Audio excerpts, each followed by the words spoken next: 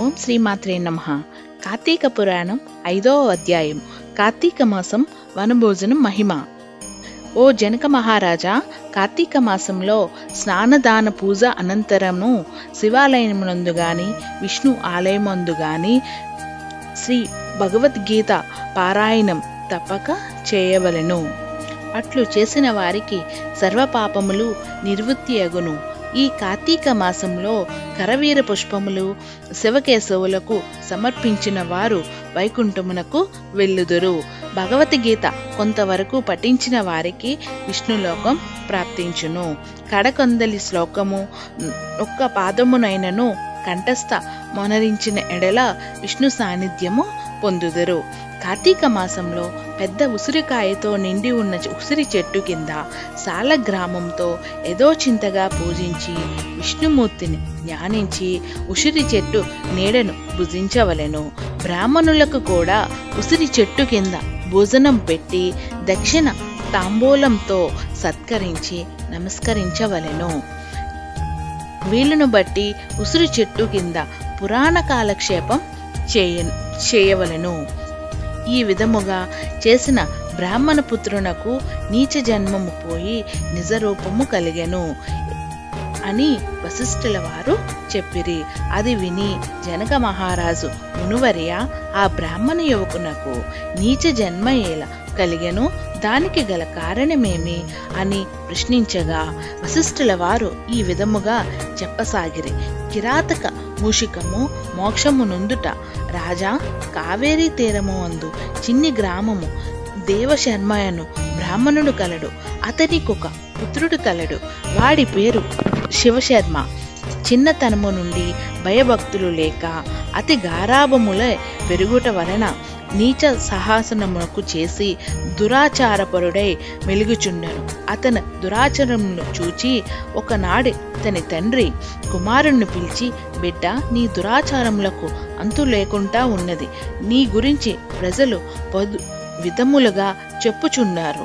నన్ను నీలా అడుగుచున్నారు. నీ వల్ల కలుగు నిందలకు సిగ్గుపడుతూ నలుగురిలో తిరగలేకపోచున్నాను.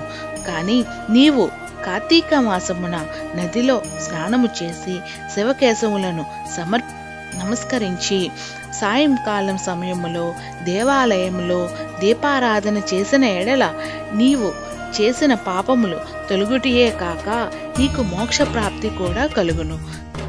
నీవు అటులో చేయుమని బోధించను. అంతటి కుమారుడు, తండ్రి, స్నానము చేయటం అంటే మురికి పోవుటకు మాత్రమే కానీ వేరు కాదు. స్నానం చేసి పూజ చేసినంత మాత్రాన భగవంతుడు కనిపించుడా? దేవాలయంలో దీపము వెలిగించిన లాభమేమి? వాటిని ఇట్లనే పెట్టుట మంచిది కాదా అని వ్యతిరేకములతో పెడసరిగా సమాధానం ఇచ్చాను.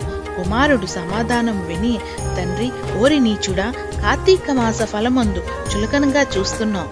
కానీ నీవు అడవిలో ఒక రావి చెట్టు తొర్రయందు ఇలుక రూపంలో బతికెవుగాక అని కుమారుణ్ణి శపించను. ఆ శాపంతో కుమారుడు శివశర్మకు జ్ఞానోదయమై భయపడి తండ్రి పాదాలపై పడి, తండ్రి క్షమించుము. అజ్ఞానంలో కారంలో బడి దైవమును దేవ కార్యములను ఎంతో చులకనగా చేసి వాటి ప్రభావములు గ్రహింపలేకపోతుంది. ఇప్పుడు నాకు ప్రత్యాచాపము కలిగినది. నాకు శాప విమోచనం ఎక్కడవే విధముగా కలుగును. దానికి తగు తరుణోపాయమేమో వివరింపుమని ప్రాధేయపడును. అంతటా తండ్రి, బిడ్డ నాశము అనుభవించుట మూషికవే పడి ఉండగా నీవు ఎప్పుడు కార్తీక మహత్యమును వినగలవో అప్పుడు నీకు పూర్వ దేహశుద్ధి కలిగి ముక్తి నందువు అని కుమారుణ్ణి ఊరడించెను. వెంటనే శివశర్మ ఎలుక రూపంలో పొంది అడవికి పోయి ఒక చెట్టు త్వరలో నివసించుచు ఫలమును తినుచు జీవించుచుండెను. స్నానార్థమై నదికి వెళ్ళువారు అక్కడ ఉన్న ఈ పెద్ద వ్రటపక్షము నీడను కొంతమంది విశ్రమించి లోకాభిరామాయణము చర్చించుకొనుటకు నదికి వెళ్ళుచుండరు. ఇట్లు కొంతకాలమున తరువాత కార్తీక మాసంలో ఒకానొక రోజున మహర్షి అను విశ్వామిత్రుల వారు శిష్య సమేతముగా కావేరీ నదిలో స్నానమార్థమై బయలుదేరినారు. అట్లు బయలుదేరి ప్రయాణము ఇక చేత మూషికము ఉన్న ఆ వ్రటవృక్షము కిందకు వచ్చి శిష్యులకు కార్తీక పురాణము వినిపించుచున్నారు. ఈలోగా చెట్టు త్వరలో నివసించుచున్న మూషికము వీరి దగ్గర ఉన్న పూజా ద్రవ్యములైనను తినే వస్తువు దొరుకుతుందేమోనని బయటకు వచ్చి చెట్టు మొదట నక్కి ఉండెను. అంతలో ఒకానొక కిరాతకుడు వీరి జాడ తెలుసుకొని వీరు బాటసారులై ఉందురు, వీరి వద్ద ధనము ప్రహించవచ్చు అని దుర్బుద్ధితో వాడు కడకు వచ్చి చూడగా వారందరూ మునీశ్వరులు. వారిని చూడగానే అతనికి మనస్సు మారిపోయినది. వారికి నమస్కరించి, మహానుభావురాలా, తమరు ఎవరు, ఎందుటుండి వచ్చితిరి? మీ దివ్య దర్శనము నా మనసులో చెప్పరాని ఆనందం కలుగుచున్నది, గాన వివరింపుడు అని ప్రాధేయపడును. అంత విశ్వామిత్రుల వారు, ఓరి కిరాతక, మేము కావేరీ నది స్నానమార్థమై ఈ ప్రాంతమునకు వచ్చితిమి. స్నానమాచరించి కార్తీక పురాణమునకు పఠించుచున్నాము. నీవును ఇచ్చట కూర్చొని సావధానవుడై యాలకింపుము అని చెప్పిరి. అటుల కిరాతకుడు కార్తీక మహాత్యమును శ్రద్ధగా అలకించుచుండగా తన వెనుకటి జన్మ వృత్తాంతయోగు జ్ఞాపకమునందుకు వచ్చి పురాణ శ్రవణానంతరం వారి ప్రణమిల్లి తన పల్లెకు పోయెను. అటులచే ఆహారమునకు చెట్టు మొదట దాగియుండి పురాణంతయు వినుచుండెన ఎలుక కూడా తన వెనుకటి బ్రాహ్మణ రూపము నొంది, మునివర్య ధనుషి, తమ దయ వల్ల నేను కూడా ఈ మూషిక రూపము నుండి విముక్తునైతిని అని వృత్తాంతం అందియు చెప్పి ఎడిలిపోయెను.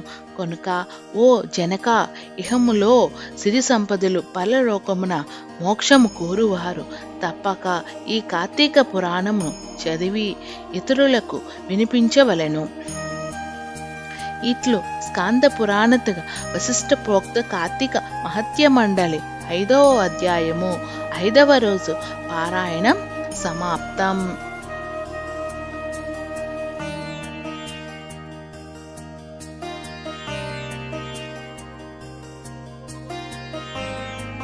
Please subscribe. Thank you for watching.